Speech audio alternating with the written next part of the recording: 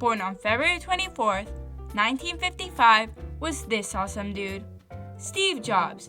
We all know him. The guy who founded Apple. Not this Apple, this Apple. Hey dudes, so I'll make you a deal. I give you my baby, and you supply an awesome life for him, including college. Soon enough, he was their son, and his parents decided to get him a sister. Her name was Patricia. She was also adopted. They moved to Mountain View, California, and there, Steve learned craftsmanship and would often help his dad with stuff he was building. He loved spending time with his dad. And as good as his life might have been at home, he had many difficulties at school. He would often mess around, and even got suspended a couple times for his misbehavior. He would also tend to not complete his work, so his 4th grade teacher would bribe him into doing it by giving him money. Jobs never really had any friends, and the kids at school would make fun of him and refer to him as a loner. However, he would hang out with engineers older than him that lived in the neighborhood, watching them work on projects and even helping them sometimes. But by the time he was in middle school, Steve absolutely hated his school, so he begged his parents to move him schools or else he would drop out. Who can blame him? We've all been there. And so his parents scraped up the little money they had and moved to Silicon Valley. Here, Steve was offered a summer job by this famous dude, engineer, billionaire, and botanist Bill Hewlett. But this was a big deal because Steve Jobs called him to his own house. Yup, this guy's house, and asked him for electronic parts. That takes guts. So now, a rebellious Steve broke out, and he was doing things like listening to really loud music and growing his hair long. Now, in high school, he started getting into the arts. So now he had 2 sides to him, and a girlfriend. Steve also met Wozniak here, and they became best friends.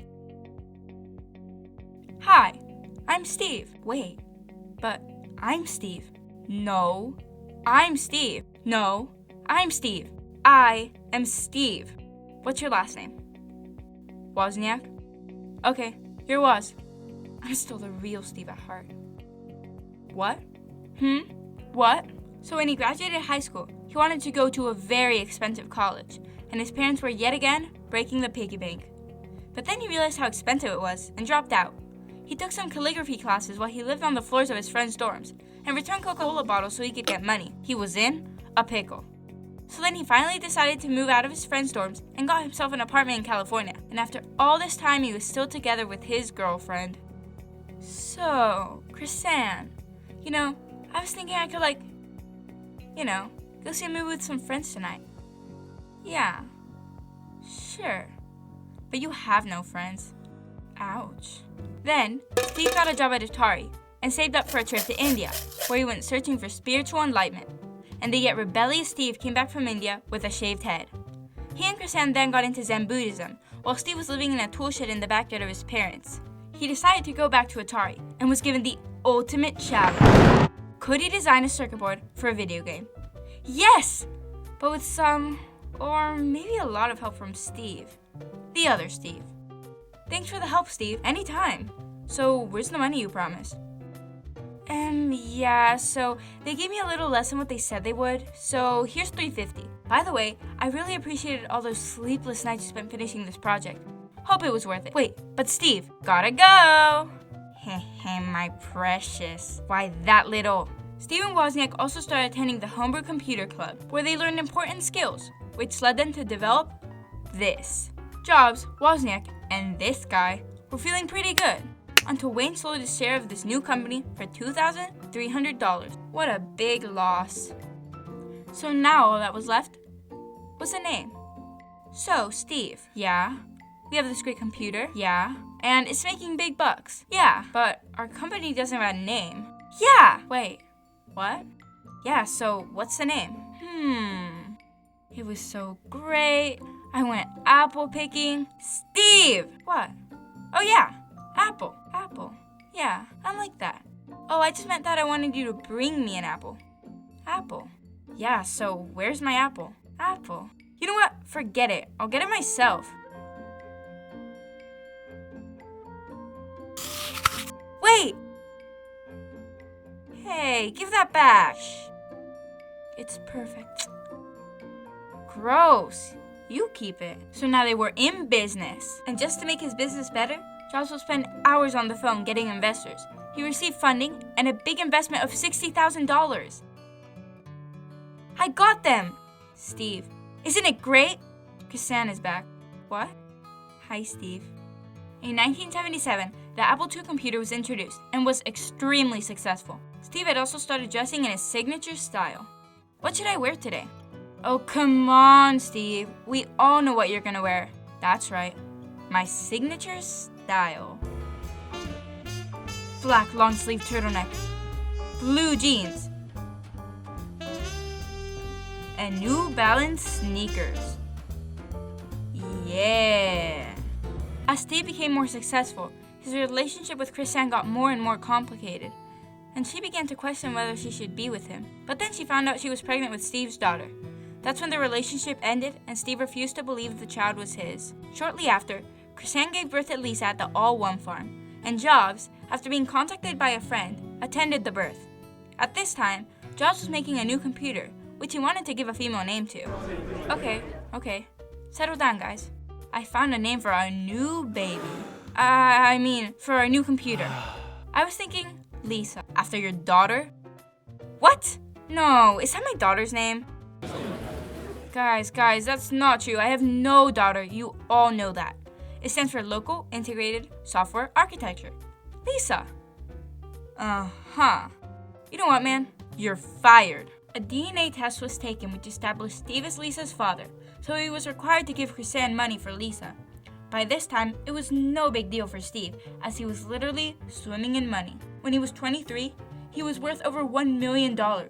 And when he was 25, his net worth grew exponentially to $250 million.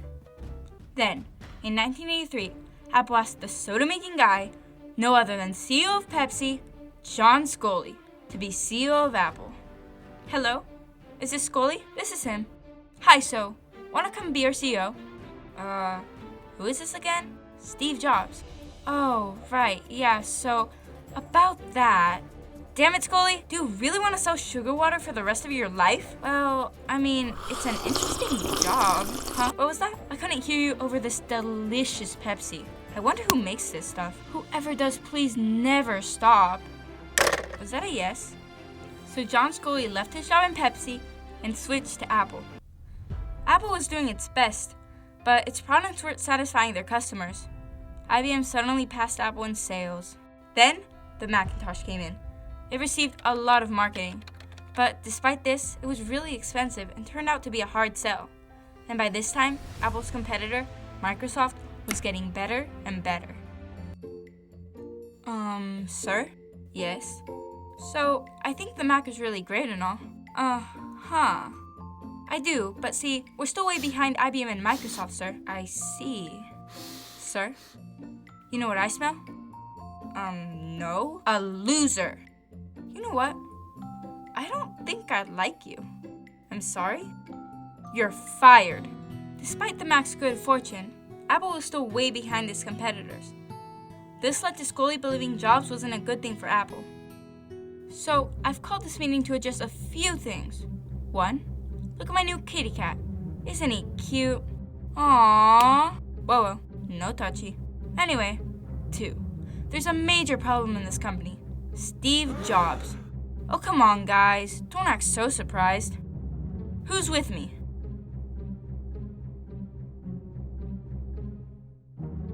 Billy, are you with me?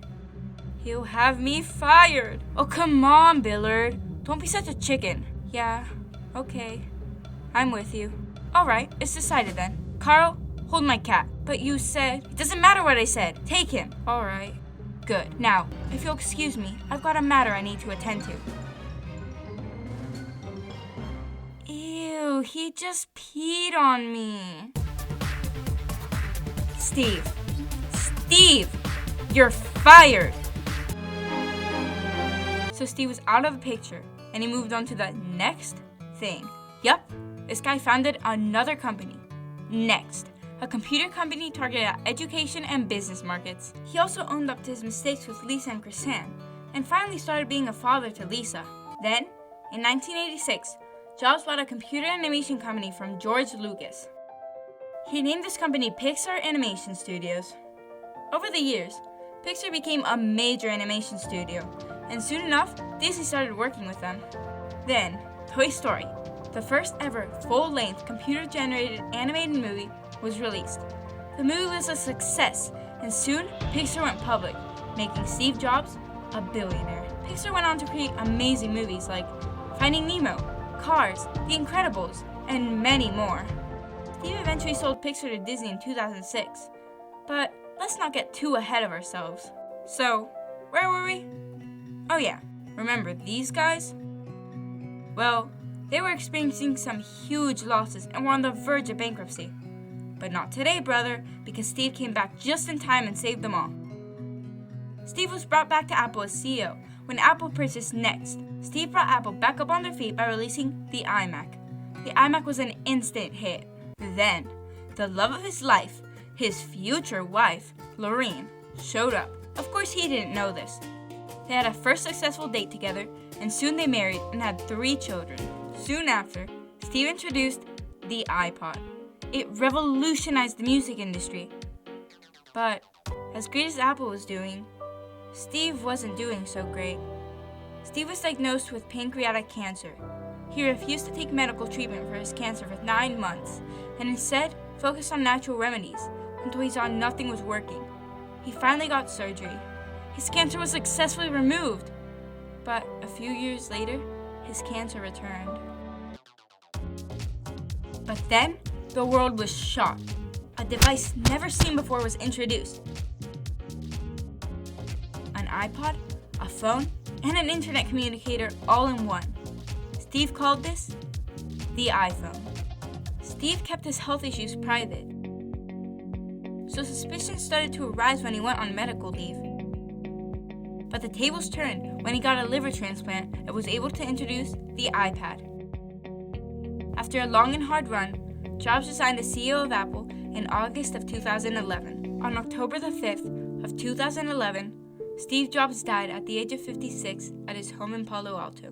The legacy that he left will never be forgotten. Steve Jobs forever changed the music, film, computer, and mobile phone industries, and certainly the way we do everyday things.